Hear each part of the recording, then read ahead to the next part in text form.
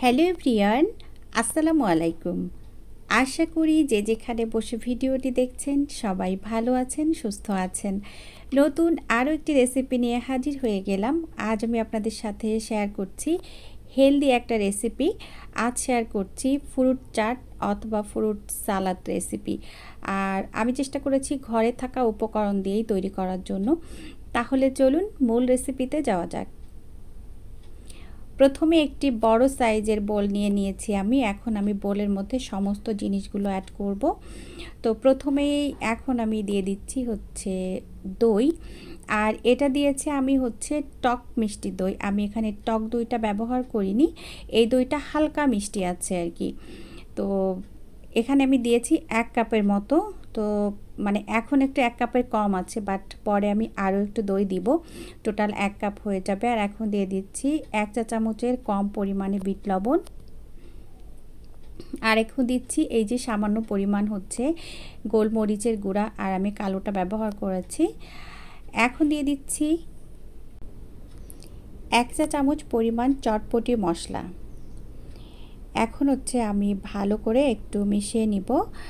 আর এই স্প্যাচুলা দিয়ে মিশাচ্ছিলাম, তো এটা দিয়ে ভালো করে মিশানো হচ্ছিল না। তারপর হচ্ছে আমি একটা হ্যান্ড উইক্স দিয়ে ভালো করে ফেটিয়ে নিব।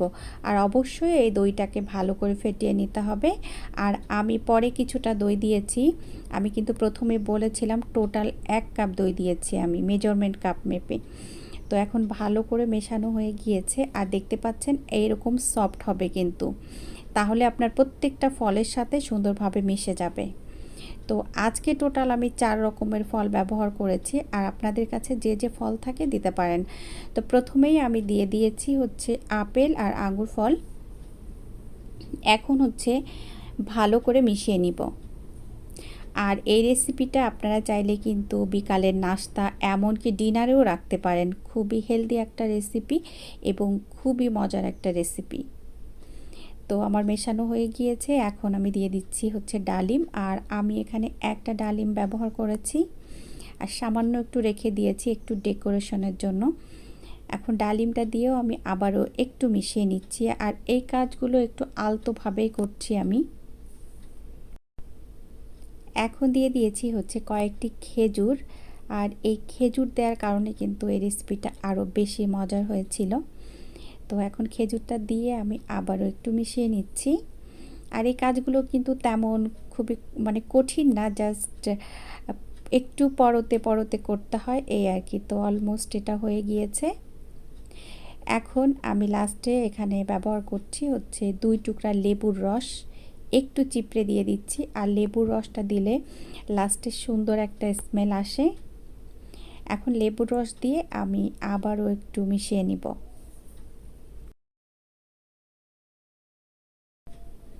মেশানো হয়ে গিয়েছে, এখন আমি সার্ভ করে নিচ্ছি।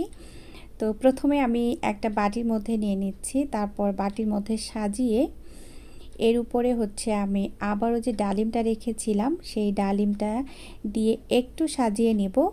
তারপর লাস্টে আমি 1 চা চামচ মধু দিয়ে দিব।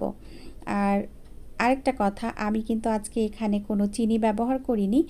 আপনারা যদি টক দই দিয়ে এই রেসিপিটা তৈরি করেন তাহলে অবশ্যই চিনি ব্যবহার করবেন। আর আমার দইটা কিন্তু একটু হালকা মিষ্টি ছিল, সেজন্য আমি এখানে চিনি ব্যবহার করলাম না। আর এই রেসিপিটা বিশেষ করে যদি আপনি টক দই দিয়ে তৈরি করেন তাহলে বেশি টেস্টি হয়। তবে আমার দইটাও কিন্তু টক মিষ্টি ছিল, সেজন্য আমি আর এক্সট্রা করে চিনি ব্যবহার করলাম না। সাজিয়ে নিয়েছি, এখন দিয়ে দিচ্ছি 1 চা চামচ মধু।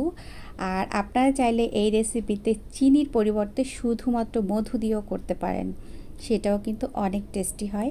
তো এতক্ষণ যারা আমার সাথে ছিলেন সবাইকে অসংখ্য অসংখ্য ধন্যবাদ। সবাই ভালো থাকবেন, আমার জন্য দোয়া করবেন। আগামী রেসিপি দেখার আমন্ত্রণ জানিয়ে বিদায় নিচ্ছি।